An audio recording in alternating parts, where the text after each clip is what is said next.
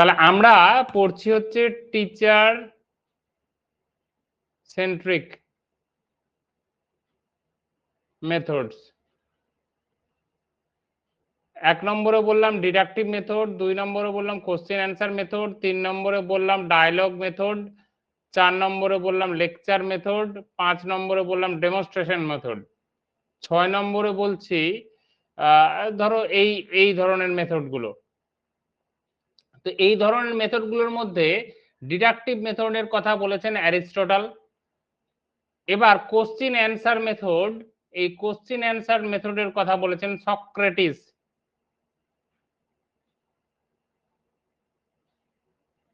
Socrates, ঠিক আছে। আমাদের ডায়লগ মেথডের কথা কে বলেছেন? প্লেটো। আমাদের লেকচার মেথডের কথা কে বলেছেন? অ্যারিস্টটল। একই, ঠিক আছে। তো কিছু বলবে নাকি মেহনুর?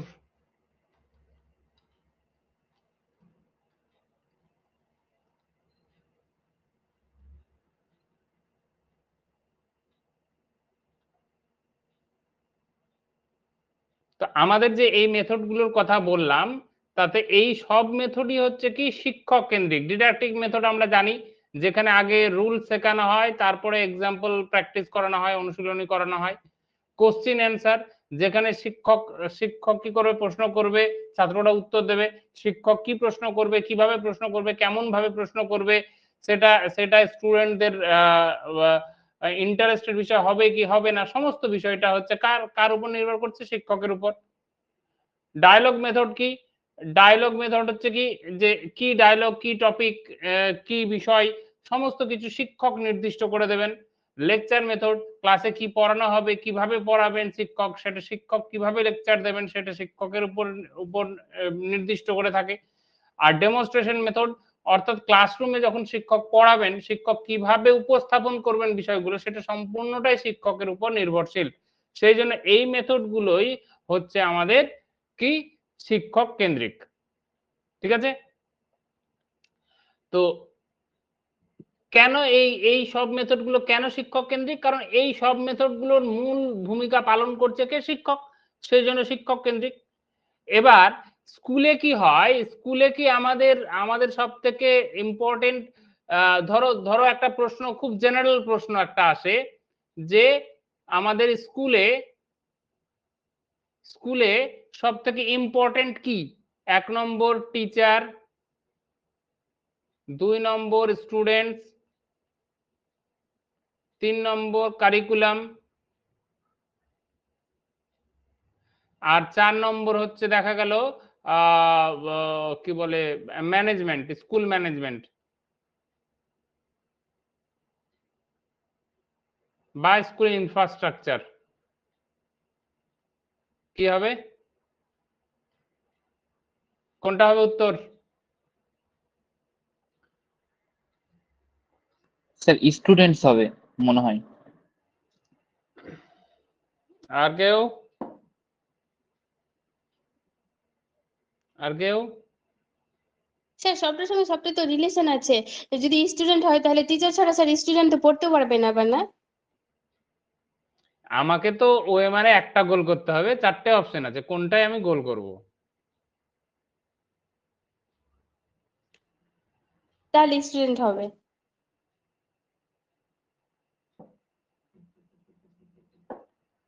স্টুডেন্ট? হ্যাঁ স্যার স্টুডেন্টই হবে, কারণ বর্তমান শিক্ষা ব্যবস্থা তো চাইল্ড সেন্ট্রিক, তো সেই দিক থেকে বিচার করলে স্টুডেন্টই তো উত্তর হওয়া উচিত। তাহলে তাহলে বলছো যে আমাদের পাঠ্যক্রমের ব্যবস্থা দরকার নাই, স্কুল ম্যানেজমেন্ট বা স্কুলের কাঠামো দরকার নাই বলছো, দরকার টিচারের দরকার নাই বলছো? স্যার যেটা আমার মনে হয় যে ওগুলোর দরকার আছে অবশ্যই, কিন্তু যদি আমরা শিক্ষার দিকে দেখি তাহলে হচ্ছে যেটা পেডাগজি বলে, প্রথম শর্ত যেটা, যে বর্তমান শিক্ষা ব্যবস্থা চাইল্ড সেন্ট্রিক। তো যদি শিশুই না থাকে তাহলে হচ্ছে টিচার থেকে কি করবে, আর কারিকুলাম থেকে কি করবে, আর স্কুলের ব্যবস্থায় থেকে কি করবে, যদি স্কুলের পরিকাঠামো ভালো হয়। স্টুডেন্ট তো একটা মেনে থাকছে, মানে মূল কেন্দ্রবিন্দু হচ্ছে স্টুডেন্ট, তো ওর উপরে ভিত্তি করে তো পুরো কাঠামোটা গড়ে উঠেছে। তো সেই জন্য ওই দিক থেকে বিচার করলে স্টুডেন্ট হওয়াই উচিত। Very good.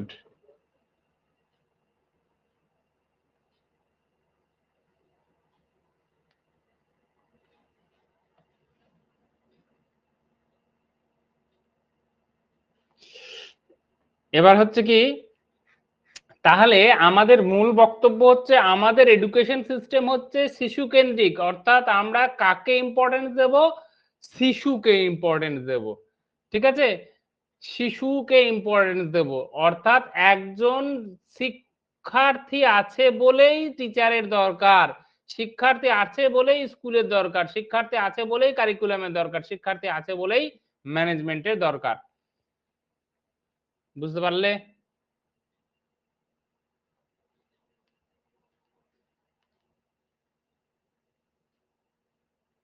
তো আমাদের তাহলে এটা মুছে দিচ্ছি, তাহলে আমাদের কি হচ্ছে,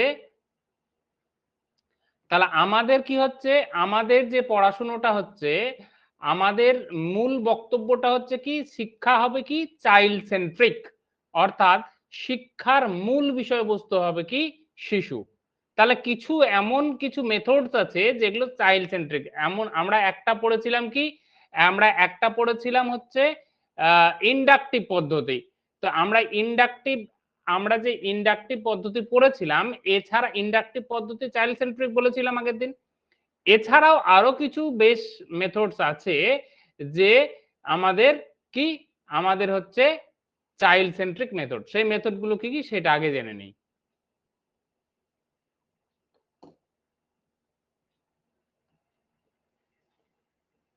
1 নম্বর, তাহলে কি বলবো, আমাদের লার্নিং বাই ডুইং।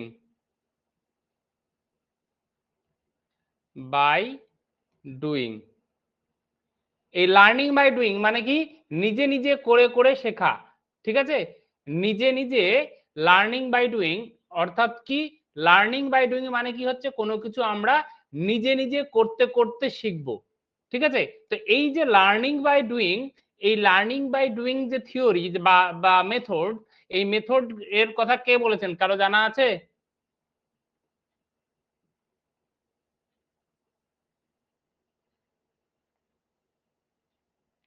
জানা আছে? সম্ভবত প্লেটো বা অ্যারিস্টটল এরকম কিছু একটা পড়েছিলাম মনে হয়, ঠিক মনে করতে পারছি না। জন ডিউই, ঠিক আছে, জন ডিউই করেছিল এই learning by doing. Progressive education যখন আমরা পড়বো তখন এই লার্নিং বাই ডুইং এর কথা জন ডিউইর দ্বারা আমরা পাবো। ঠিক আছে, মনে রাখবে এটা। এবার নেক্সট হচ্ছে কি, যে ইন্ডাকটিভ মেথড, আগের দিন বলেছি ইন্ডাকটিভ মেথড। ইন্ডাকটিভ মেথডের কে কে কথা বলেছিলেন ইন্ডাকটিভ মেথডের কথা? Beacon sir. Beacon, very good. Inductive মেথডের কথা বেকন বলেছেন, তাহলে এটা লেখার দরকার নেই। 3 নম্বর কথা হচ্ছে কি, আমাদের 3 নম্বর মেথড হচ্ছে ডিসকভারি মেথড। ডিসকভারি মানে কি, কোনো কিছু আবিষ্কার করা। শিক্ষার্থীরা নিজেরা কোনো কিছু আবিষ্কার করবে, কোনো কিছু অন্বেষণ করবে, কোনো কিছু খুঁজে বের করবে। এই যে পদ্ধতি, এই পদ্ধতিকে বলা হয় ডিসকভারি মেথড। এটা হচ্ছে কি লার্নার সেন্টার্ড, অর্থাৎ চাইল্ড সেন্টার্ড। তারপরে নেক্সট হচ্ছে কি ইনকোয়ারি মেথড। ইনকোয়ারি মেথডেও কি হচ্ছে, কোনো কিছু খুঁজে বের করবে শিক্ষার্থীরা নিজে নিজে কোনো কিছু যখন খুঁজছে তখন সেটা ইনকোয়ারি মেথড। ঠিক আছে, এরপরে নেক্সট যেটা ইম্পর্টেন্ট সেটা হচ্ছে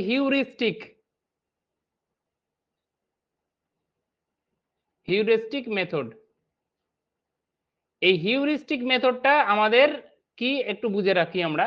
হিউরিস্টিক মেথড হচ্ছে কি, ধরো আমরা তো অনেক এমসিকিউ প্র্যাকটিস করি, অনেক থিওরি পড়ি।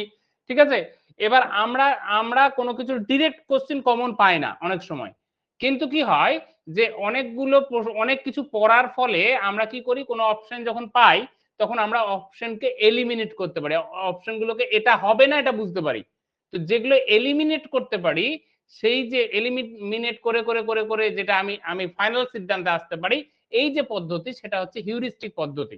ঠিক আছে, আমরা কি করি, আমরা অনুমান করতে পারি একটা যে এইটা উত্তর হবে আমাদের, এই যে এই অনুমানটা কিন্তু আমরা আমরা একদম একদম আননোন গেস করলাম সেটা নয়, কিন্তু আমরা যে গেসটা করছি সেটা হচ্ছে আমাদের পড়াশোনার ফলে গেস করা, সেটাই হচ্ছে কি হিউরিস্টিক মেথড। তো এই হিউরিস্টিক মেথড হচ্ছে কি আর্মস্ট্রং, ARMSTRONG, এই heuristic method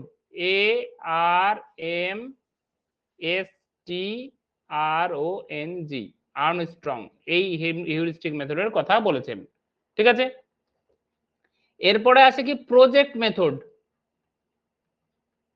project method, project মেথডকে সবার জানা আছে, বলো দেখি প্রজেক্ট মেথড কার?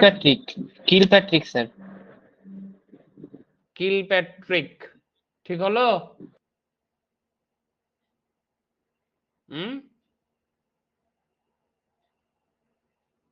স্যার মনে হয়তো কিলপ্যাট্রিকই ছিল সম্ভবত। Very good, Kilpatrick. Project method হচ্ছে কিলপ্যাট্রিক, মনে রাখবে কিলপ্যাট্রিক হচ্ছে প্রজেক্ট মেথড। কিন্তু বাই চান্স এখানে একটা স্টার মেরে লিখে রাখো, বাই চান্স যদি অপশনে কিলপ্যাট্রিক না থাকে তাহলে অপশনে থাকবে জন ডিউই। বুঝতে পারা গেল?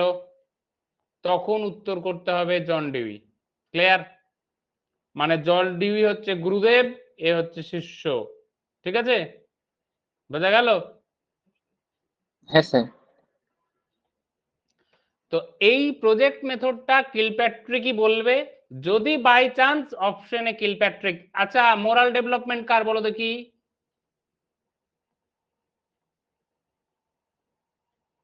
মোরাল ডেভেলপমেন্ট কার?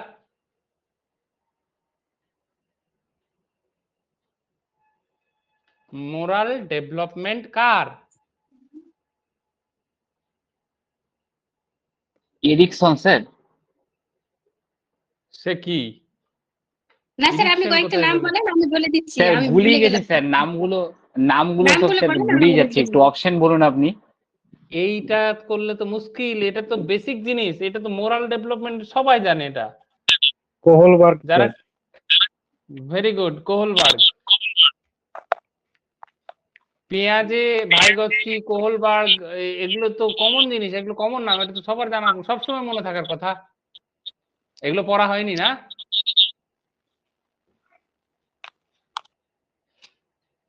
স্যার পড়া আগে হয়েছিল স্যার, কিন্তু গুলিয়ে গেছে, মানে অনেকদিন রিভিশন হয়নি তো সেই জন্য আর কি। আচ্ছা, এবার ঠিক আছে, ওটা হবেই, ফরগেটিং ইজ ব্লেসিং, ভুলে যাওয়াটা হচ্ছে আশীর্বাদ।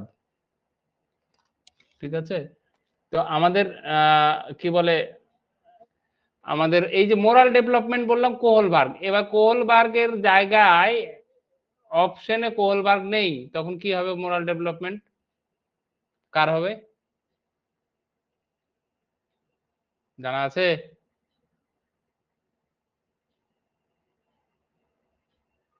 হুম, না স্যার জানা নেই এটা।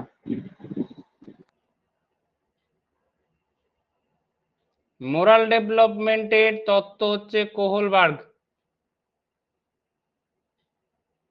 কোহলবার্গ, এটা হচ্ছে ফার্স্ট চয়েস এইটাই, মানে কোহলবার্গের যে পপুলার মেথড সেটা হচ্ছে মোরাল ডেভেলপমেন্ট।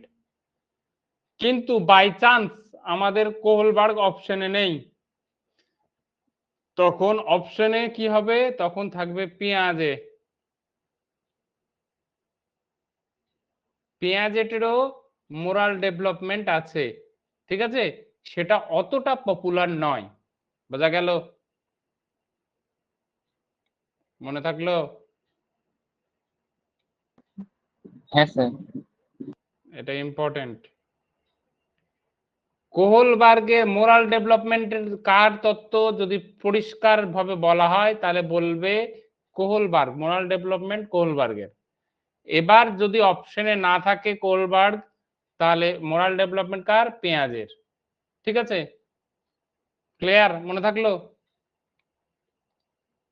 হ্যাঁ স্যার। এগুলো মনে রাখবে, ছোট ছোট জিনিস এগুলো।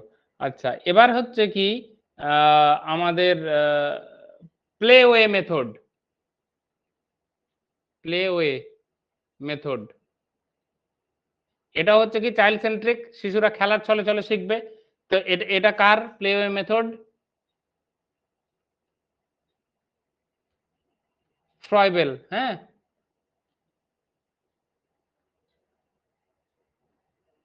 ঠিক আছে। এই সমস্ত মেথড গুলো যেগুলোর কথা বললাম, এগুলো সব কি হচ্ছে লার্নার সেন্টার্ড, অর্থাৎ মনে রাখবে যে যে মেথড গুলোর পাশে নামগুলো বললাম সেগুলো নামগুলো মনে রাখবে। নাম দিয়ে আসে না পরীক্ষায়, কিন্তু মাঝে মাঝে আবার আসতেও পারে যে এই মেথডটা কার, ওই মেথডটা কার, সেই জন্য এই নাম দিয়ে ওই জিনিসগুলো মনে রাখবে। আর এই ওই মেথডগুলোর নামগুলোর থেকেই বুঝতে পারছো যে কিভাবে মেথডগুলো আমরা ইউজ করি আর কিভাবে মেথডগুলো হয়। ঠিক আছে, এবারে আমরা যেটা পড়বো সেটা হচ্ছে আজকের আমাদের স্কুল এডুকেশন। স্কুল এডুকেশন বা আমাদের ধরো এই যে কি বলে ইংরেজি শিক্ষা, ইংরেজি শিক্ষাতে আমাদের এই সরি ইংরেজি শিক্ষা বলছি, অঙ্ক শিক্ষা। এই অঙ্ক শিক্ষাতে একজন বিখ্যাত লোকের নাম পাবো, সে লোকটার নাম হচ্ছে জর্জ পোলিয়া। ঠিক আছে, জর্জ পোলিয়া। ঠিক আছে, এক মিনিট।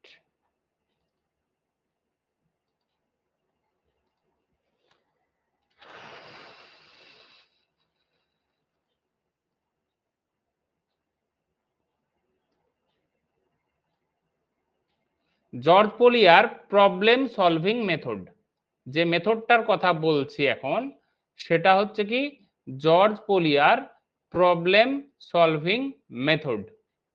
ঠিক আছে,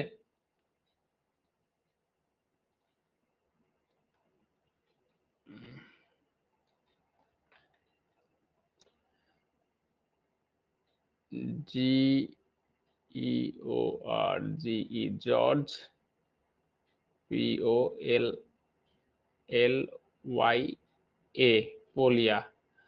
ঠিক আছে, প্রবলেম সলভিং।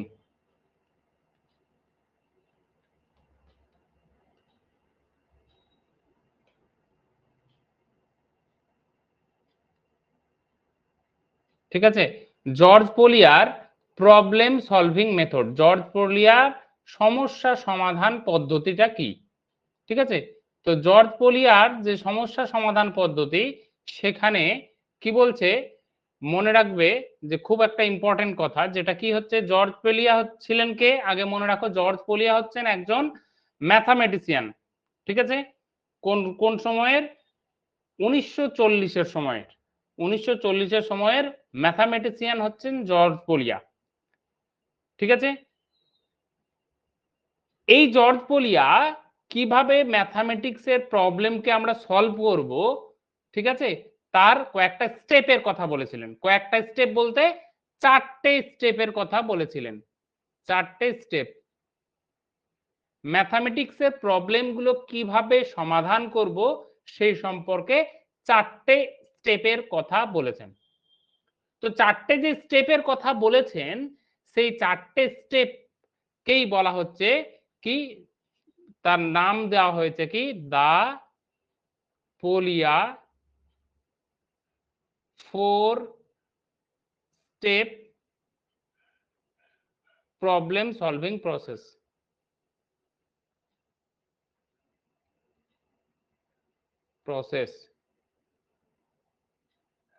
তাহলে দা পোলিয়া 4 স্টেপ প্রবলেম সলভিং প্রসেস।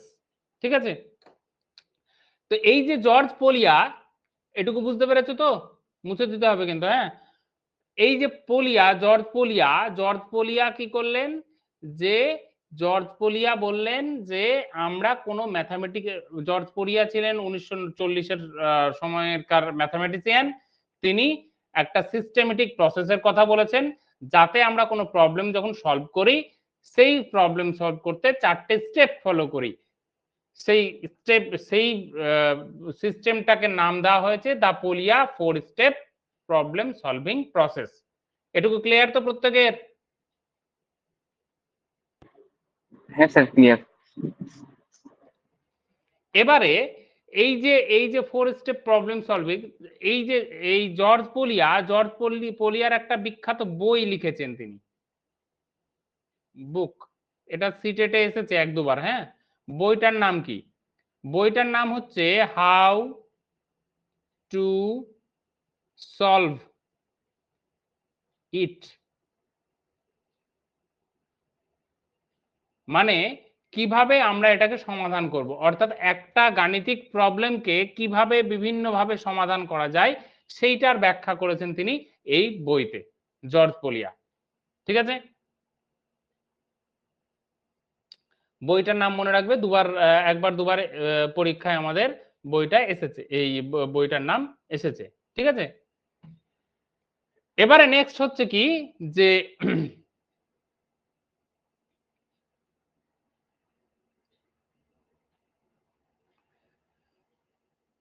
এই যে জর্জ পোলিয়া হচ্ছে কি আমাদের যে এডুকেশন, আমাদের যে শিক্ষা, সেটাকে দুটো, মানে শিক্ষার যে লক্ষ্য সেটাকে দুটো ক্যাটাগরিতে বিভক্ত করেছে, M of education.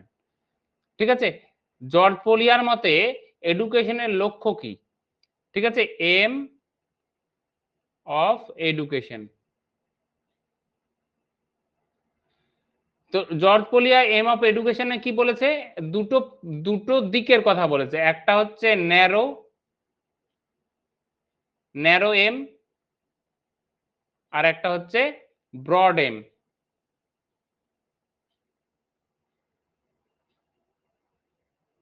Broad M, একটা ন্যারো এম, একটা ব্রড এম।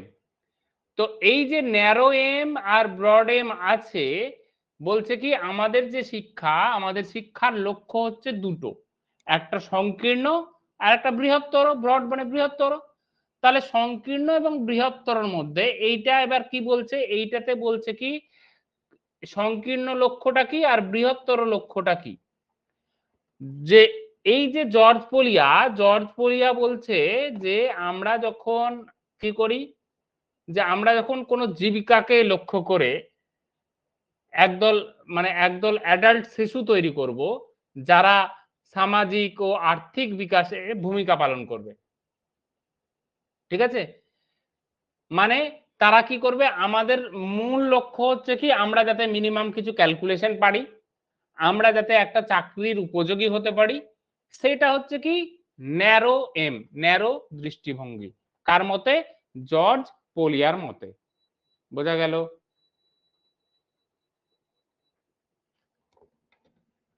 জর্জ পোলিয়ার মতে ন্যারো এম কোনটা? আমরা ভালো পরীক্ষায় ভালো রেজাল্ট করার জন্য, আমরা মিনিমাম কিছু ক্যালকুলেশন পারার জন্য, আমরা চাকরি পাওয়ার জন্য, আমরা সমাজের বা আর্থিক বিকাশে যাতে আমরা ভূমিকা পালন করতে পারি, তার জন্য যে পড়াশোনাটা করব, তার জন্য যে ক্যালকুলেশন গুলো শিখবো, সেটা হচ্ছে narrow aim. Clear? Narrow aim সম্পর্কে ধারণা?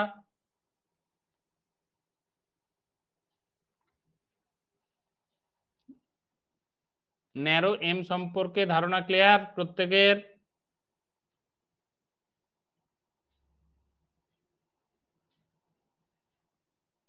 হ্যাঁ স্যার।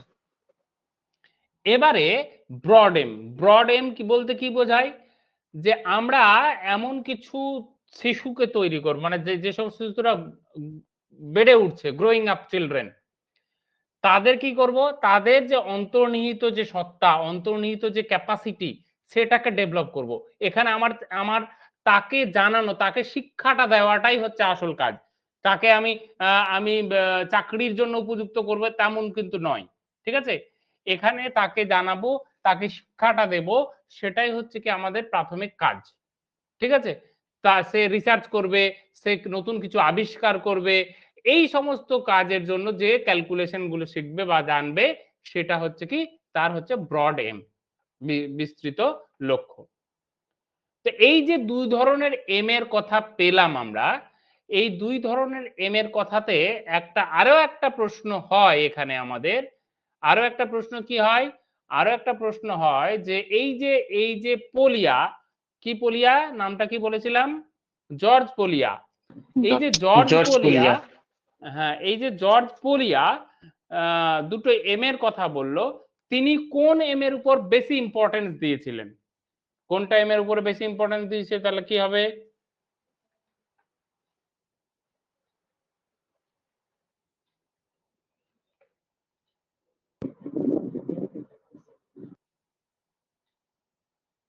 ব্রড এম হবে স্যার। দেখো এখানে একটু পার্থক্য আছে। আমরা জেনারেলি আমাদের কি উচিত, আমাদের জেনারেলি উচিত যে ব্রড এমটাকে আমাদের টার্গেট করা, শিশু মনস্তত্ত্ব আমাদের তাই বলে।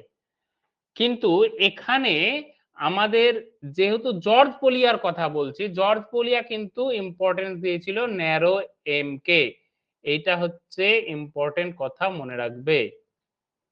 জর্জ পোলিয়া ন্যারো এম কে বেশি ইম্পর্টেন্স দিয়েছিল, ঠিক আছে? হ্যাঁ স্যার।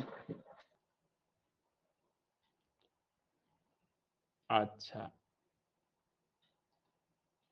এবারে নেক্সট যেটা বলবো সেটা হচ্ছে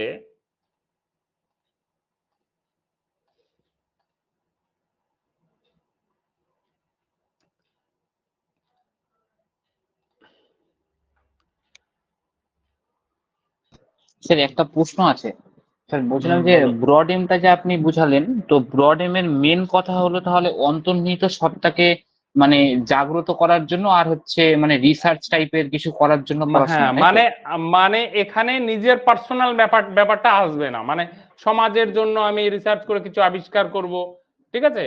আমি আমি চাকরি হ্যাঁ। পেতে হবে এই জন্য পড়বো, এমনটা নয়, এটা সংকীর্ণ হয়ে গেল, ঠিক আছে? আমি আচ্ছা। আমার হ্যাঁ। দৈনন্দিন জীবনযাপন লিড করার জন্য আমি কিছু ক্যালকুলেশন শিখবো, সেটা সেটা হয়ে গেল সংকীর্ণ, ঠিক আছে? আমি কি হ্যাঁ কোনো স্যার। মহৎ বিশেষ উদ্দেশ্য পালন করার জন্য যখন আমি শিখছি, তখন সেটা ব্রড হয়ে যাচ্ছে, ঠিক ব্রড আছে? এম। ঠিক আছে হ্যাঁ স্যার। স্যার ব্রড এন্ডটা কি সোশ্যালের সঙ্গে কানেক্টেড? সোশ্যালের সঙ্গে তো কানেক্টেড সবই। সোশ্যাল, ধরো ব্রড এমটা আমি করলাম, ব্রড এমে কি করলাম, আমি ম্যাথের একটা সূত্র তৈরি করলাম, তো এই সূত্রটা তো সোসাইটিতে অ্যাপ্লাই হবেই, বুঝতে পারলে?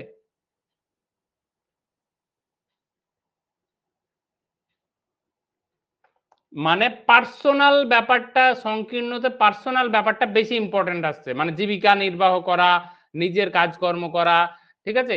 পার্সোনাল ব্যাপার, ন্যারো এমে পার্সোনাল ব্যাপারটা বেশি ইম্পর্টেন্স পাচ্ছে, কিন্তু ব্রড এমে পার্সোনাল ব্যাপারটা তেমন ভাবে ইম্পর্টেন্স পাচ্ছে না। সোসাইটির কথা, কিছু নতুন আবিষ্কার, কিছু ফিলোসফি, কিছু কিছু নলেজ, এই সমস্ত জিনিসগুলো হচ্ছে আমাদের ব্রড এম। ক্লিয়ার? এবার এবার যে পোলিয়ার যে চারটে স্টেপের কথা কথা বললাম, চারটে কি কি কি বলেছিলাম সেটা মনে আছে?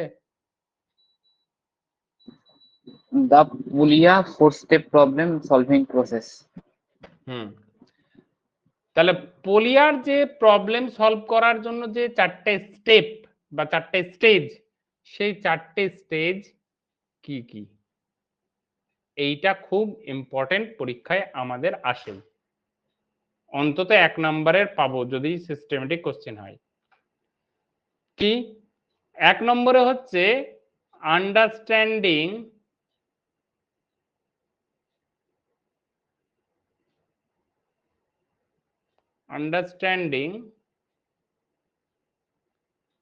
the problem,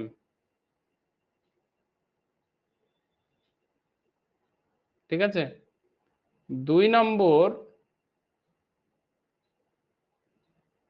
planning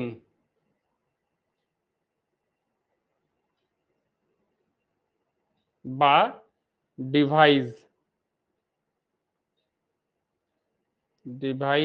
A plan. 3 number carry out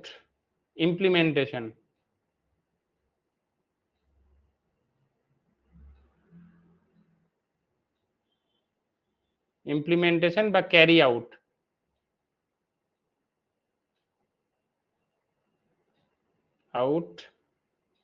the plan.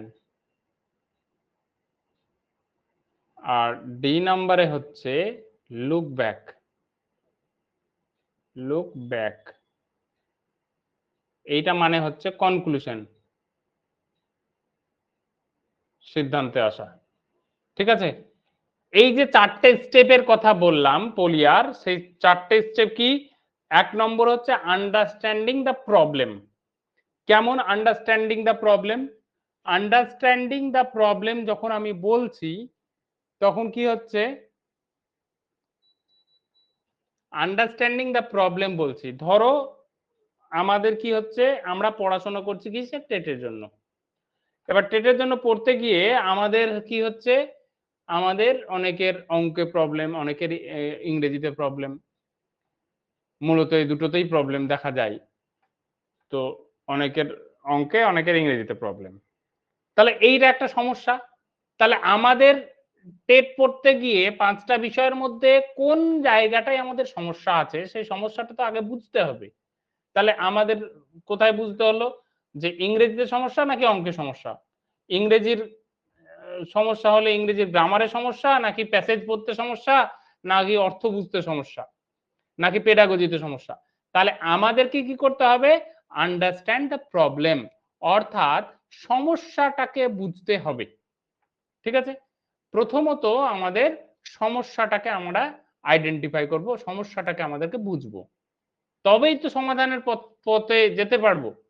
এবার সমস্যাটাকে বুঝে নিয়ে কি করলাম, আমি সমস্যায় দেখা গেল যে আমার টেন্স বুঝতে সমস্যা, আমার ভয়েস চেঞ্জ বুঝতে সমস্যা, আমার ন্যারেশন বুঝতে সমস্যা। তাহলে এবার এই যে টেন্স, ভয়েস বা ন্যারেশন, এই যে সমস্যাগুলো, এগুলোকে কি করতে হবে? সমাধান করতে হবে। তার জন্য কি করতে হবে? প্ল্যানিং করতে হবে, পরিকল্পনা নিতে হবে এবার আমাদের। তাহলে দ্বিতীয় স্টেপ যেটা, সেটা হচ্ছে কি প্ল্যান করা। প্ল্যান যখন হয়ে গেল যে এই পদ্ধতিতে আমি করলে এই সমস্যাটা সমাধান করতে পারবো, প্ল্যান করার পরে প্ল্যানটাকে আমরা কি করব? ইমপ্লিমেন্ট করব, প্রয়োগ করব বা এক্সিকিউট করব। ঠিক আছে, ইমপ্লিমেন্টেশন বা ক্যারি আউট করব বা এক্সিকিউট করব প্ল্যানটাকে। এবং সর্বশেষে কি করব? লুক ব্যাক, অর্থাৎ এই যে আমাদের যে আন্ডারস্ট্যান্ডিং সমস্যার জায়গাগুলো খুঁজে বের করেছিলাম, বুঝতে পেরেছিলাম, প্ল্যান করলাম, সেই অনুযায়ী ইমপ্লিমেন্ট করলাম, তাতে ওভারঅল কি হলো? সাকসেস পেলাম না পেলাম না, কি হলো, কতটা বুঝলাম কতটা বুঝলাম না, এই জিনিসটাই হচ্ছে কি আমাদের লুক ব্যাক। তাহলে পলিয়ার যে 4টে স্টেপ, সেই 4টে স্টেপ মাথায় ঢুকেছে আমাদের?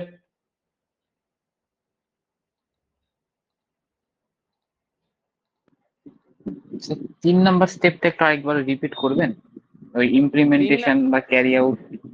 ইমপ্লিমেন্টেশন বা ক্যারি আউট। ইমপ্লিমেন্টেশন হ্যাঁ, বা ক্যারি আউট মানে কি? প্রথমত আন্ডারস্ট্যান্ড করছি আমাদের সমস্যা কোথায় আছে সেটা বুঝছি।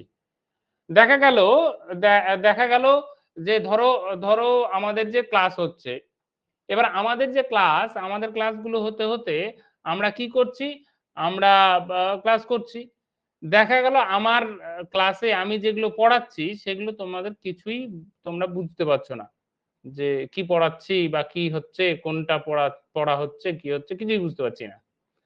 তাহলে এই যে কিছুই বুঝতে পারছি না, এইটা যে মনে হচ্ছে, তাহলে কি হচ্ছে?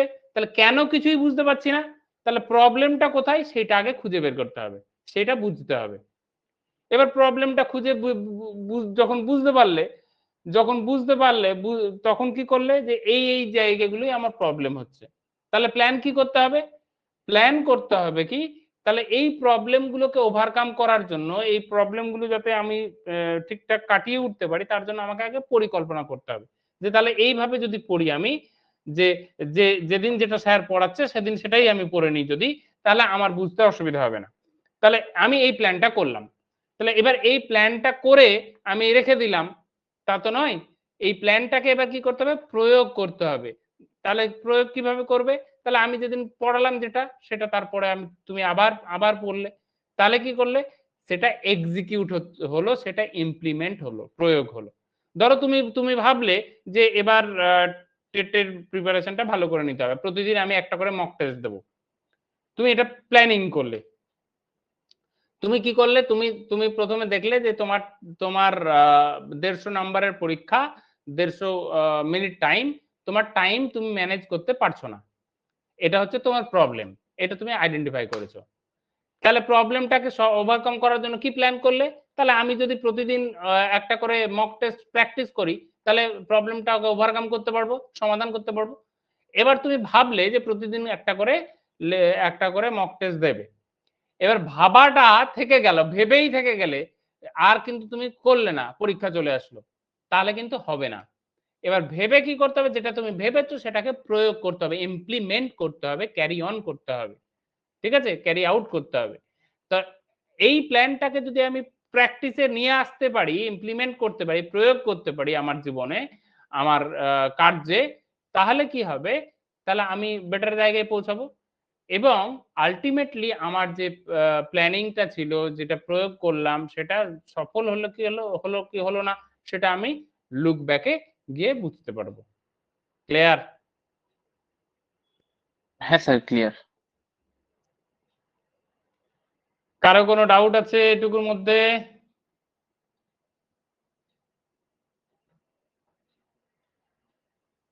বলো।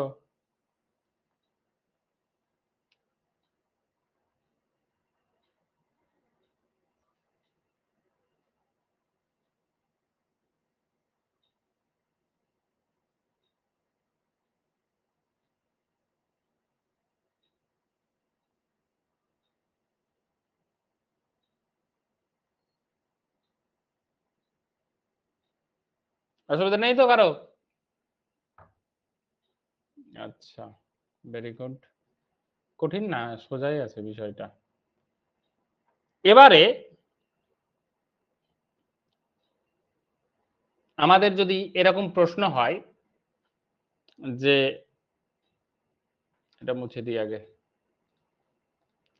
এবারে আমাদের যদি প্রশ্ন হয় যে জর্জ পোলিয়ার মতে 4টে স্টেপ আছে প্রবলেম সলভ করার, এই স্টেপগুলো নিচে লেখা আছে র্যান্ডম অর্ডারে। ধরো লেখা আছে 1 নম্বরে DVISE ডিভাইস এ প্ল্যান, 2 নম্বরে লেখা আছে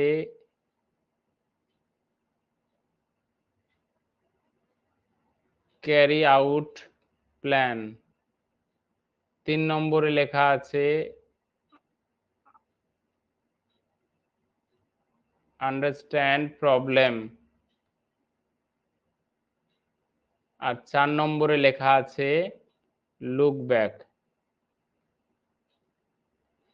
বলা আছে যে জর্জ পোলিয়ার প্রশ্নটা ভালো করে বোঝো, বলেছে according to George Polya there are 4 steps in problem solving. George পোলিয়ার মতে প্রবলেম সলভ করার জন্য 4টে স্টেপ আছে। সেই 4টে স্টেপ গুলোকে আমরা র্যান্ডম অর্ডারে সাজিয়ে দিয়েছি। কারেক্ট অর্ডার কি হবে? কারেক্ট অর্ডার কি হবে বলো, তাহলে কি হবে? 3 1 2 4 sir 3 1 2 4 understanding problem 3 1 2 4 2 4 3 understand problem, ঠিক আছে, প্রথমে প্রবলেম বুঝলাম, তারপরে 1 প্ল্যান করব, ভেরি গুড, প্ল্যান করে প্ল্যানটাকে এক্সিকিউট করব, ভেরি গুড, তারপরে হচ্ছে কি look back, very good, carry out sir, তারপরে লুক ব্যাক। বাহ, ঠিক আছে। তাহলে এই যে পরীক্ষাতে আমাদের ওই এরকম থাকে অনেক সময়, এই যে এরকম ধরো 2 1 3 4, তারপরে 1 3 2 4 বা 3 2 1 4 এরকম থাকে। এবার তোমরা কি অনেকেই করে কি, অনেকেই করে হচ্ছে 2 কোনটা মিলছে, এটাতে মিলছে না, এটাতে মিলছে না, এরকম করে দেখে। এরকম করে দেখতে গেলে সময় আমাদের বেশি যাবে। প্রথমেই তোমার যেটা জানা আছে, তোমার তো জানা আছে পোলিয়ার 4টে স্টেপ, তাহলে তুমি যখনই তুমি পয়েন্ট পেলে তুমি তুমি মার্কিং করে নাও, এটা 1, এটা 2, এটা 3, এটা 4। এবার 1 2 1 2, তাহলে তাহলে 3 1 2 4 কোনটা আছে?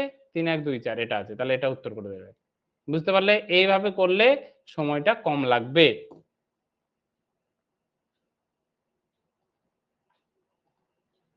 এবার নেক্সট যদি আরো একটা প্রশ্ন হয় এরকম যে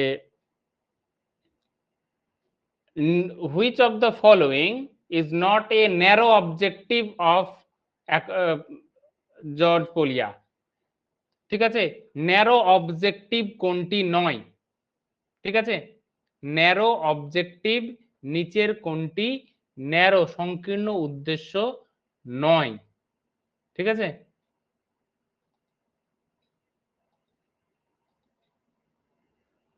তো 1 নম্বরে হচ্ছে কি বললাম, use of pattern, use of pattern. 2 নম্বরে বললাম মেমোরাইজিং ফর্মুলা, মেমোরাইজিং ফর্মুলা। 3 নম্বরে বললাম প্রবলেম সলভিং।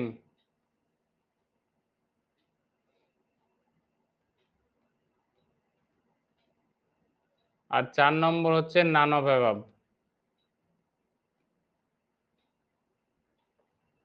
বলেছে নিচের কোনটি ন্যারো অবজেক্টিভ নয়, নট ন্যারো। কি হবে দেখি, কে বলতে পারে? Sir none of the above হবে। কেন none of the sir above কেন ভুল হবে যাবে? Sir, memorising formula sir. কেন মেমোরাইজিং ফর্মুলা কেন? মুখস্থ পেডাগজি স্যার বলেছে মুখস্থ করতে, মুখস্থ করাতে যাবে না স্যার না? মুখস্থ করা যাবে না, কিন্তু এই প্রশ্নের সাপেক্ষে কি সেটা হবে? স্যার মনে হয় নান অফ দ্য অ্যাবভ হবে, কারণ ইউজ অফ প্যাটার্ন মানে হচ্ছে ওই প্যাটার্নের ব্যবহার, এটাও সংকীর্ণ অর্থ হচ্ছে, বৃহৎ অর্থ হচ্ছে না। মেমোরাইজিং ফর্মুলা এটা হচ্ছে তো পেডাগজি তো এটা ক্যান্সেলই করে দিয়েছে যে রট লার্নিং করা যাবে না বা হচ্ছে মেমোরাইজ করা যাবে না। আর প্রবলেম সলভিংটাও সংকীর্ণ অর্থে, এটা বৃহৎ অর্থে কোনো কিছু বোঝাচ্ছে না, তো সেই হিসেবে নান অফ দ্য অ্যাবভ হওয়াটাই হবে মনে হয়। প্রবলেম সলভিং সংকীর্ণ অর্থে কেন? স্যার এটা প্রবলেম সলভিং মানে কোনো একটা ধরুন সমস্যা, তো ওই সমস্যাটাকে কেন্দ্র করে তো হচ্ছে জিনিসটা, এটা তো আমি অন্য কিছু একটা ভাবছি না। মানে মনে করুন সাপোজ সমাজের জন্য কোনো কিছু ভাবা, বা একটা যেরকম আপনি উদাহরণ দিলেন রিসার্চ করার কাজে, তো ওই হিসেবে তো কোনো কিছু ভাবছি না, তো সেই হিসেবে মনে হয় নান অফ দ্য অ্যাবভ হওয়াটাই বেটার হবে। আচ্ছা,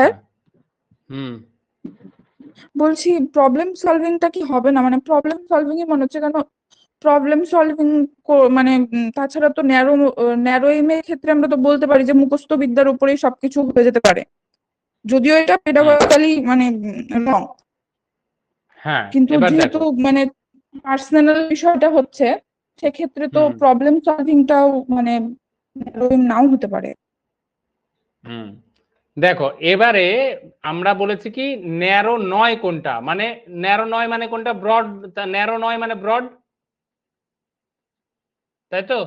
তাহলে এই কটার মধ্যে ব্রড কোনটা, মানে ন্যারো নয় কোনটা?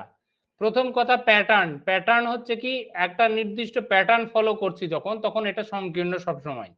ঠিক আছে, মেমোরাইজিং ফর্মুলা, ফর্মুলা যখন মেমোরাইজ করছি আমরা, আমরা 5000 ফর্মুলা তো মুখস্থ করতে পারি না।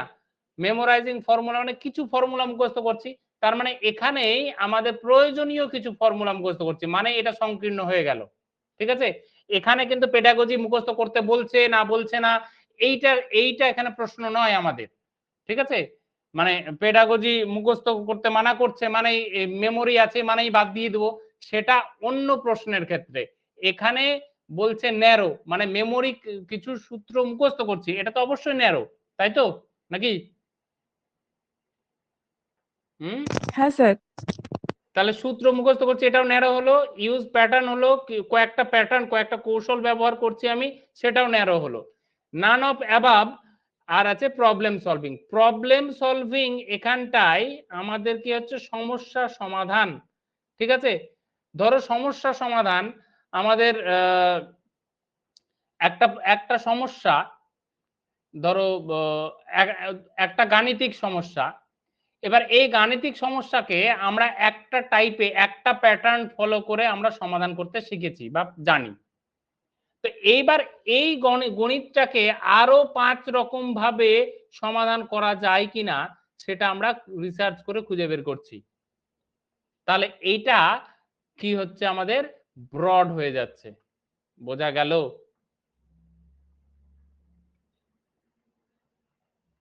বুঝতে পারলে ব্রড কেন হলো? হ্যাঁ স্যার।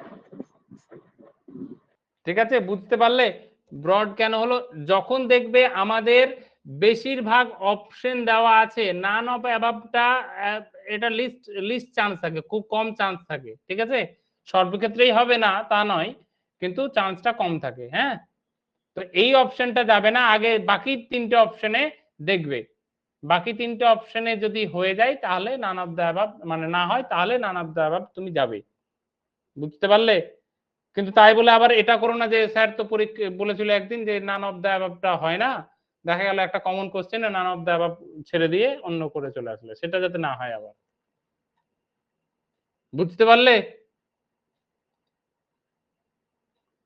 ক্লিয়ার? এটা প্রবলেম সলভিংটা ক্লিয়ার?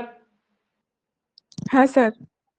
আচ্ছা, এবারে এটা এটা খুব সহজ প্রশ্ন। এবার এটা এটা যে না পারবে তাকে পিটাবো আমি। 1 নম্বরে বলছি ভ্যান, VANHIELE, ভ্যান হিলে। 2 নম্বরে পিয়াজেট। 3 নম্বরে হচ্ছে পোলিয়া, LYA, পোলিয়া। 4 নম্বরে হচ্ছে হার্বার্ট, হার্বার্ট। প্রশ্নটা বলছে যে ম্যাথামেটিক্সের অবজেক্টিভকে ডিভাইড করেছে নিচের কোন ব্যক্তি? ম্যাথামেটিক্সের অবজেক্টিভকে ডিভাইড করেছে পোলিয়া হবে স্যার। নিচের কোন ভ্যান হিলে। ব্যক্তি?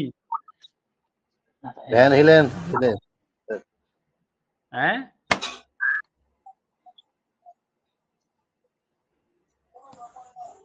স্যার মনে হয় হচ্ছে জর্জ পুলিয়া হবে, কারণ আপনি ওই স্টেপটা বলার আগে একবার মনে হয় বলেছিলেন যে অবজেক্টিভস এরকম টাইপের কিছু একটা শুনেছিলাম মনে হয়। 1 নম্বরটা হবে স্যার। ভ্যান হিলে। হ্যাঁ। কেন?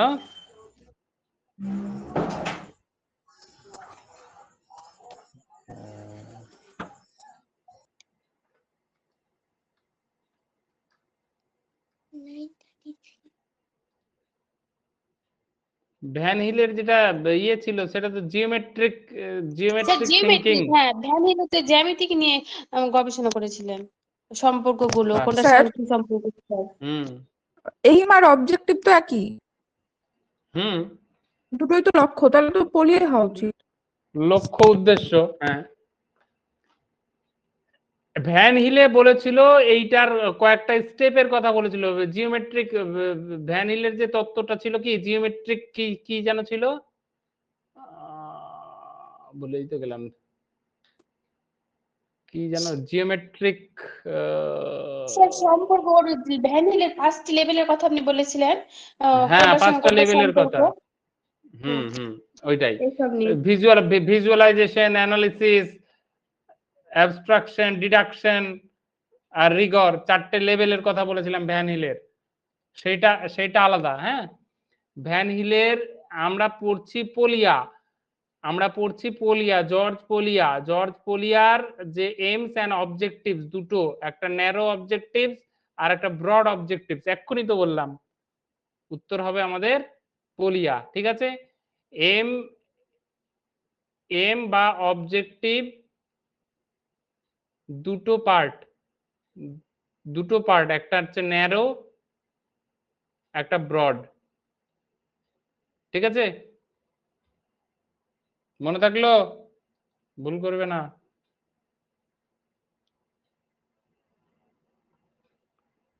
আচ্ছা, এবারে আর একটা প্রশ্ন যদি করি আমি এরকম, যে ধরো জর্জ পোলিয়ার যে 4টে স্টেপের কথা বলেছেন প্রবলেম সলভিং এর, সেই 4টে স্টেজের মধ্যে নিচের কোন স্টেপটা পোলিয়ার প্রবলেম সলভিং স্টেপ নয়? 1 নম্বরে বলবো আমি এক নম্বর বললাম যে আন্ডারস্ট্যান্ডিং প্রবলেম,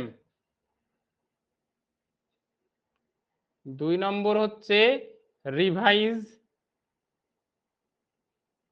এ প্ল্যান, 3 নম্বর হচ্ছে ক্যারি আউট প্ল্যান, 4 নম্বর হচ্ছে লুক ব্যাক। 2 স্যার, নম্বরটা হবে প্রশ্নটা স্যার, রিভাইস এ স্যার 2 প্ল্যান। নাম্বারটা রিভাইস প্ল্যান।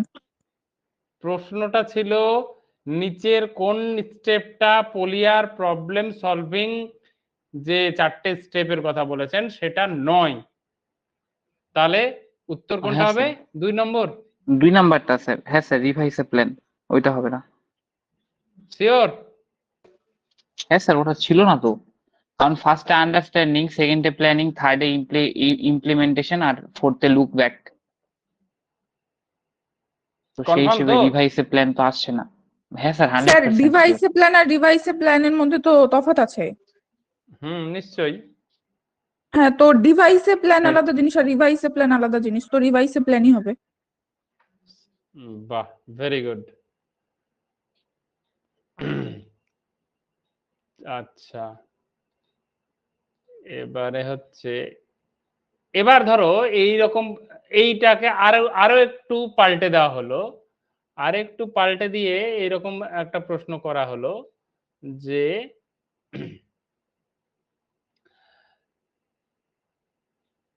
অপশন এ দেওয়া হলো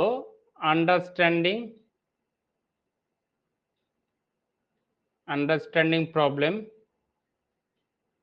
2 নম্বর দেওয়া হলো মেমোরাইজিং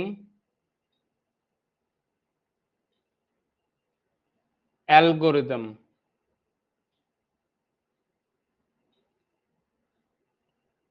3 নম্বর দেওয়া হলো ডিভাইস প্ল্যান, 4 নম্বর দেওয়া হলো লুক ব্যাক। প্রশ্নটা বলা হচ্ছে যে নিচের কোন স্টেপটা পোলিয়ার প্রবলেম সলভিং মডেলের অংশ নয়? 2 নম্বরটাই হবে স্যার, এটাতেও। ভেবে বলো। হ্যাঁ স্যার, অংশ নয় বলেছে। তো বাকি তিনটা তো হচ্ছে জর্জ পুলিয়ার স্টেপের মধ্যেই পড়ে যাচ্ছে, আন্ডারস্ট্যান্ডিং প্ল্যান, ডিভাইস প্ল্যান, আর হচ্ছে আহ ও না স্যার, দাঁড়ান। স্যার, হ্যাঁ স্যার, 2 নাম্বারটাই হবে। কি করে? হ্যাঁ স্যার, ওটাই হবে, কারণ হচ্ছে আপনি তো ওটা স্যার 2 নাম্বারটা নেই তো স্টেপের মধ্যে, তো সেই জন্য এটাই হবে, কনফার্ম এটাই। শিওর? হ্যাঁ স্যার, শিওর, 2 নাম্বারটাই হবে। আচ্ছা, তাহলে দেখো আমাদের কি বলছে যে আমাদের পোলিয়ার যে এটা ছিল আন্ডারস্ট্যান্ডিং প্রবলেম ঠিক ছিল, ডিভাইস প্ল্যান ঠিক ছিল, লুক ব্যাক ঠিক ছিল, আমাদের ছিল না হচ্ছে মেমোরাইজিং অ্যালগোরিদম। মেমোরাইজিং অ্যালগোরিদমটা কি হচ্ছে যে কোনো একটা প্যাটার্নকে আমরা মুখস্থ করে নেব, এইটা ছিল না, ঠিক আছে? সেই জন্য উত্তর আমাদের এটাই হবে। ক্লিয়ার? হ্যাঁ স্যার, ক্লিয়ার। আচ্ছা আচ্ছা, এর যে একটা বইয়ের নাম বলেছিলাম, বইটার নাম কি? পোলিয়ার একটা বই How ছিল, to how to solve solve it. It, how to solve ইট। আচ্ছা, উম,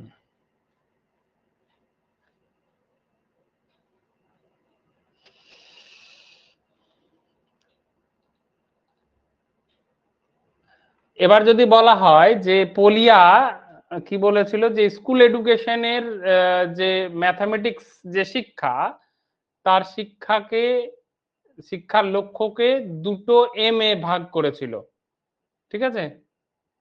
একটা হচ্ছে ন্যারো এম, একটা ব্রড এম। তো এই দুটোই কি ঠিক, নাকি শুধু ন্যারো এম এর কথা বলেছিল, নাকি শুধু ব্রড এম এর কথা বলেছিল, নাকি ন্যারো এম বা ব্রড এম কোনটাই বলেনি? স্যার দুটোই তো স্যার বলেছিল, দুটোই ন্যারো narrow এমও aim, বলেছিল, broad aim দুটোই ব্রড এমও বলেছিল। দুটোই বলেছিল, বলেছিল, ন্যারো এর ওপর বেশি কিন্তু জোর দিয়েছিল, মানে বেশি ন্যারোকে বেশি গুরুত্ব ইম্পর্টেন্স দিয়েছিল। দিয়েছিল। বাহ, ভেরি গুড। এটার উপর স্যার বেশি ইম্পর্টেন্ট দেওয়া হয়েছিল স্যার। হুম। আচ্ছা, এবার একটা বইটার নাম কি বললাম? How to solve it, how to তাই তো? Solve it. How to solve হ্যাঁ it, sir. How to solve it. আর একটা বইয়ের নাম লিখে রাখো বা মনে রাখো, ম্যাথামেটিক্যাল ডিসকভারি। ম্যাথামেটিক্যাল ডিসকভারি, এই ম্যাথামেটিক্যাল ডিসকভারি বইটাও কার লেখা ছিল? জর্জ পোলিয়ার। Mathematical discovery.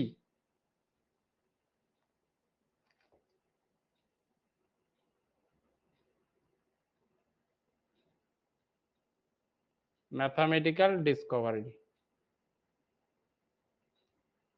এটা পোলিয়ার লেখা, জি পোলিয়া। ঠিক আছে? তো জর্জ পোলিয়া আমাদের আজকের যা বক্তব্য ছিল সেটা ছিল হচ্ছে টিচার সেন্ট্রিক কিছু মেথড, লার্নার সেন্ট্রিক কিছু মেথড, সেই মেথডের কয়েকজন বিখ্যাত লোকের নাম, সেই লোকের নামগুলো পরীক্ষায় সরাসরি খুব কম আসে, মাঝে মধ্যে একটা আধটা আসলেও আসতে পারে, সেই নামগুলো মনে রাখা।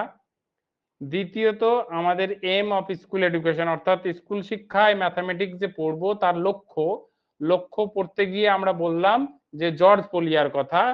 জর্জ পোলিয়া কি করেছিলেন? 1940-এর সময়কার ম্যাথামেটিশিয়ান ছিলেন। তিনি কি করেছিলেন? তিনি একটা বই লিখেছিলেন, বইটার নাম কি? How to solve it. আর একটা বই লিখেছিলেন ম্যাথামেটিক্যাল ডিসকভারি। এবার এই যে জর্জ পোলিয়া আমাদের এম বা অবজেক্টিভ, ম্যাথ শেখার যে এম বা অবজেক্টিভ, সেটাকে দুটো ক্যাটাগরিতে ভাগ করেছিলেন, একটা ন্যারো এম, একটা ব্রড এম। এবং জর্জ পোলিয়া ইম্পর্টেন্স দিয়েছিলেন কিসে? ন্যারো এম এর উপরে। এই ইম্পর্টেন্স দেওয়ার পরে আমরা জর্জ পোলিয়ার কি বলে চারটে হাউ প্রবলেম সলভিং করার ক্ষেত্রে যে চারটে স্টেপ, সেই চারটে স্টেপের কথা জানলাম। চারটে স্টেপ থেকে আমরা বিভিন্ন কোশ্চেন গুলো ডিসকাস করলাম। তাতে চারটে স্টেপ আমাদের এই ক্লাসে যারা আছি, যে 21 জন আছি, তাদের চারটে স্টেপ মাথায় সেট হয়ে গেছে বলেই আমার ধারণা। চারটে স্টেপ পরপর, প্রথমত আন্ডারস্ট্যান্ডিং, তারপরে প্ল্যানিং, তারপরে ক্যারি আউট বা ইমপ্লিমেন্টেশন, তারপরে লুক ব্যাক। সবার এই সিকোয়েন্সটা নিশ্চয়ই মুখস্থ হয়ে গেছে, তাই তো? হ্যাঁ স্যার। হ্যাঁ স্যার। আর নতুন করে আর এইটা আর আবার পড়ার দরকার নেই বলেই মনে হয়, বা আবার ভিডিওটা দেখার দরকার নেই বলেই মনে হয়। তবে প্রত্যেককে বলবো যে এই যে ধরো এই যে 1 ঘন্টার ভিডিও, এই 1 ঘন্টার ভিডিও পরীক্ষার সময় যাতে না দেখতে হয়, তার জন্য খাতায় কিন্তু নিজেদের মতো করে নোট করে নেবে। বুঝতে পারলে? একদম একদম ক্লাস ওয়াইজ নিজেদের স্যার। মতো করে খাতায় নোট করে নেবে। তাহলে নিজেদেরই পরবর্তী সময়ে এইটা যদি খাতায় লেখা থাকে তো 2 মিনিট লাগবে দেখতে কি কি বিষয়টা আছে, তাই না? হ্যাঁ স্যার। হ্যাঁ স্যার। তো যাই হোক, আপাতত আর আজকের বক্তব্য, আজকের ক্লাস আপাতত শেষ। এখন কথাটা হচ্ছে যে কারো কিছু সমস্যা বা কারো কিছু বক্তব্য থাকলে বলো, নইলে আজকের ক্লাস আপাতত শেষ করব। স্যার যখন হচ্ছে ওই টিচার সেন্ট্রিক এর মধ্যে মেথড গুলো বলছিলেন যে কার কোন মেথড, তো তখন ডেমোস্ট্রেশন পদ্ধতিটার বলেছিলেন নামটা, মানে কার মেথড এটা? ডেমোস্ট্রেশন পদ্ধতি না, ডেমোস্ট্রেশন বলিনি। ও ঠিক আছে স্যার। এটা এটা কার হবে স্যার ডেমোস্ট্রেশন পদ্ধতিটা? ডেমোস্ট্রেশন পদ্ধতি তেমন ওটা সবাই মিলে করেছিল, কোনো পার্টিকুলার কোনো ব্যক্তি নেই ওরকম ডেমনস্ট্রেশন পদ্ধতির। ঠিক আছে স্যার। ডায়লগটা বলেছিলাম প্লেটো, কোশ্চেন অ্যান্সার বলেছিলাম সক্রেটিস, আর সক্রেটিস, লেকচার হ্যাঁ, লেকচার অ্যারিস্টটল, বলেছিলাম অ্যারিস্টটল, হ্যাঁ ডিডাকটিভ বলেছিলাম অ্যারিস্টটল। ডিডাকটিভটাও অ্যারিস্টটল। হ্যাঁ স্যার। হুম। স্যার আমি দেখলাম ওই আর ডেমনস্ট্রেশনটা বলেননি তো, সেই জন্য শুনলাম আরেকবার যে বলেছেন নাকি। না, ডেমনস্ট্রেশন মেথড কে করেছিল ওই রকম ভাবে, মানে এটা অনেকে মিলে মিক্সড করা আর কি, ওই জন্য কোনো পার্টিকুলার ঠিক আছে, ব্যক্তির নাম পাওয়া যাবে না আর কি। হুম। ঠিক আছে স্যার। আচ্ছা, আর কারো কোনো প্রশ্ন আছে কি? পড়াশোনা চলছে ঠিকঠাক? হুম স্যার হুম স্যার আপনি যে বলো। টপিকটা পড়াচ্ছেন সেই টপিক থেকে যদি আপনি কিছু এমসিকিউ গুলো আমাদের দিয়ে দিতেন, মানে পিডিএফ বা বইয়ের পেজ টেস্ট থাকলে স্যার আমরা বাড়িতে প্রশ্ন প্র্যাকটিস করালাম করতাম, তো তাহলে আজকে, আমাদের আজকে স্যার যে আপনি প্রশ্ন পিডিএফ করালাম, বই দিয়ে দিলে আমরা নিজে নিজে করতাম স্যার, বাড়িতে বেশি সুবিধা হতো বোধহয়। কোথায় ভুল হলে আমরা বুঝতে পারতাম, আপনি পরে আবার অ্যান্সার গুলো দিয়ে দিতেন। বুঝলাম, কিন্তু কথাটা হচ্ছে যে তোমার ধরো এই যে সব সব টপিকের ওরকম কোশ্চেন পাওয়া যায় না, রেডিমেড কোশ্চেন পাওয়া যায় না। হুম। আর মানে এগুলো তো কনসেপ্ট ওরিয়েন্টেড, সেই জন্য ধরো কোনো বছর ধরো একটা কোশ্চেন এসছে, এবার ওই একটা কোশ্চেনকে খুঁজে বের করাটা কোথা থেকে খুঁজবো, হ্যাঁ ধরো ইন্টারনেট থেকেই যদি বা খুঁজি আমি, ওই একটা কোশ্চেন খুঁজে বের করা, তার থেকে পড়ে নেওয়া ভালো। খুঁজে খুঁজে পাবো না, কোথায় কোনটা পাবো না, অনিশ্চিত হয়ে যায়। এবার এটার যদি কোনো একটা পার্টিকুলার বই থাকে যে ওই বই থেকে করলে হয়, তাহলে সেটা আলাদা বিষয়। বুঝতে পেরেছো? যেমন এই যে জর্জ পলিয়ার পড়ালাম আজকে, জর্জ পলিয়ার কয়েকটা কোশ্চেন আমি পেয়েছিলাম, যেই কোশ্চেন গুলো পেয়েছিলাম সেই কোশ্চেন গুলো কিন্তু আমি বলে দিলাম, ঠিক আছে?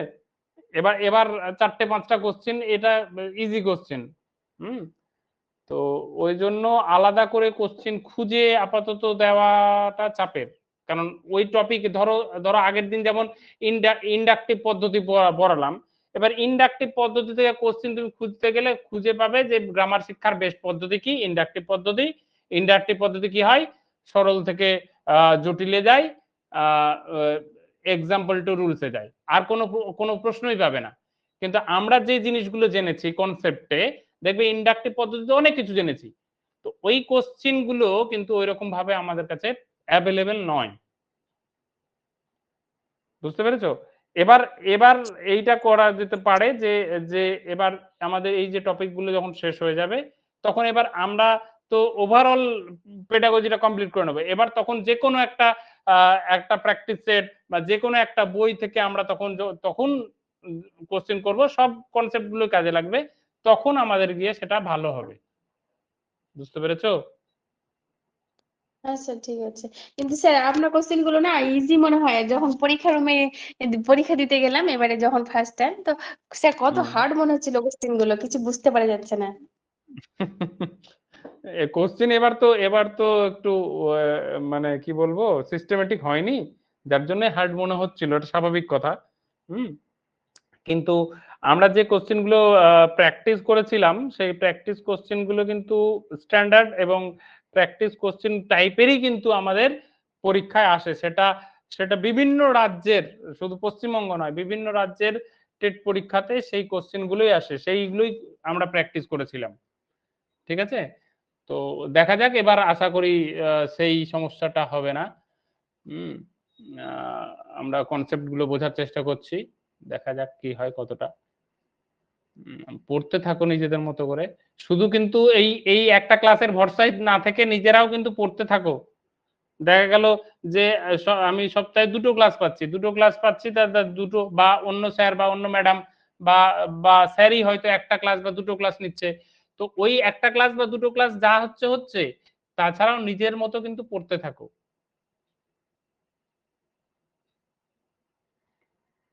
ব্রড এম হচ্ছে যে আমরা যখন কোনো কিছু ব্যক্তি কেন্দ্রিকতার বাইরে গিয়ে কাজ করব। ধরো আমরা অঙ্কটা কি করছি, অঙ্কটা নিয়ে রিসার্চ করছি, কিসের জন্য? আমার নিজের জন্য রিসার্চ নয়, আমরা কি করছি, রিসার্চ করছি কোনো কিছু আবিষ্কার হবে, সেটা সেটা সোসাইটিতে হেল্প করবে, সমাজ ব্যবস্থার উন্নতি ঘটাবে, দেশের উন্নতি ঘটাবে। ঠিক আছে? কোনো চাকরির ক্ষেত্রে আমার চাকরি পাওয়ার জন্য এরকম ব্যাপারটা নয়। ব্রড এম হচ্ছে বিস্তারিত, মানে মানে সার্বজনীন যে বিষয়টা, সেই বিষয়টাতে হেল্প করে, সেটা হচ্ছে ব্রড এম। বুঝতে পারলে?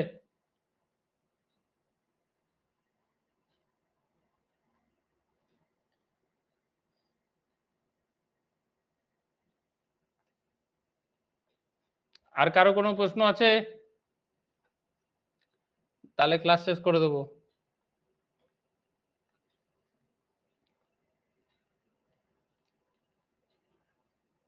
আমার যে এগুলো পড়া হয়ে গেছে সেগুলো কিন্তু পড়ে রাখো। হঠাৎ করে কোনো একদিন দেখা গেল আমি আমি প্রশ্ন জিজ্ঞেস করতে পারি, ঠিক নেই। যা যা পড়া হয়েছে আমার এতদিনে, যা ক্লাস হয়েছে, ধরো কতগুলো ক্লাস হয়েছে, 15-20টা তো ক্লাস হয়েছে মনে হয়। স্যার টোটাল ইভিএস থেকে শুরু করেছে স্যার। হ্যাঁ, টোটাল ইভিএস থেকে শুরু করে মিনিমাম তো 15টা হয়েছেই, তাহলে হয়ে যদিও গেছে। আমার কাউন্ট। হ্যাঁ স্যার, 15টার বেশিই হবে সম্ভবত। ম্যাথেই তো হ্যাঁ, আজকে ওটাই 3 বলছি। দিন হয়ে গেল। বেশি হয়েছে। হ্যাঁ, আমার কাউন্ট করা নেই, ম্যাথে তবু তো আমি স্যার বলছি। 3টে হলো। হ্যাঁ, তো যাই হোক, ম্যাথে 3টে হলো। একদিন ম্যাথ করাতে গিয়ে আমি একদিন ইংরেজি করিয়ে দিয়েছিলাম, সেটা একটা 4টে তো হয়েই গেল। স্যার এটা প্রথম দিন স্যার। হ্যাঁ স্যার। তো যাই হোক, পড়ে রাখো। আমি যে কোনো দিন কিন্তু আমি ওগুলো থেকে প্রশ্ন ধরতেও পারি।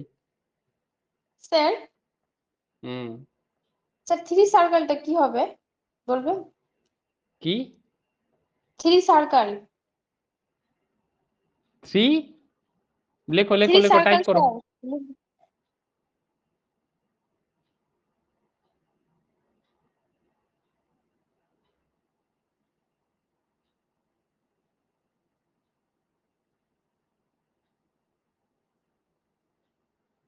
3 সার্কেল? হ্যাঁ স্যার। 3 সার্কেল ডায়াগ্রাম কিসে, ম্যাথে পেয়েছো? না, ম্যাথে পাইনি। একদিন চন্দন স্যার ক্লাসে বললো যে 3 সার্কেলটাকে বলতে পারবি, কিন্তু কেউ মনে হচ্ছে বলতে পেরেছিল না, আর স্যারও বলেছিল না। 3 সার্কেল, 3 সার্কেল তো ডায়াগ্রাম, ওই ডায়াগ্রাম দিয়ে সলিউশন করা যায়, সমাধান করা যায়। ঠিক আছে, আমাকেও একটু দেখতে হবে। হ্যাঁ, পরে বলে দেবো। স্যার ওটা বোধহয় ওই যে মানে চন্দন স্যার একদিন বলছিল, ওটা বোধহয় একটা ক্রিয়েটিভিটি, আর দুটো আমার ঠিক মনে পড়ছে না।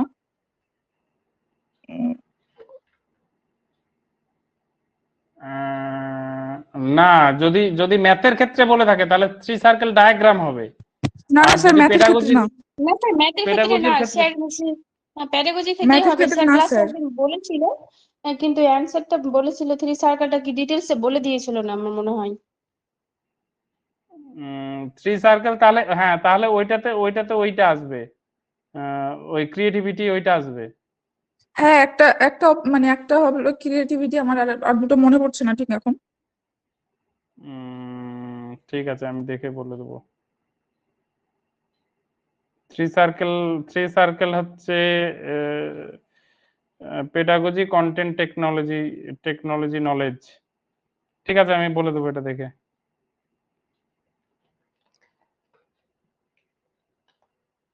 ঠিক আছে, আমি পরের দিন বলে দেবো 3 সার্কেল।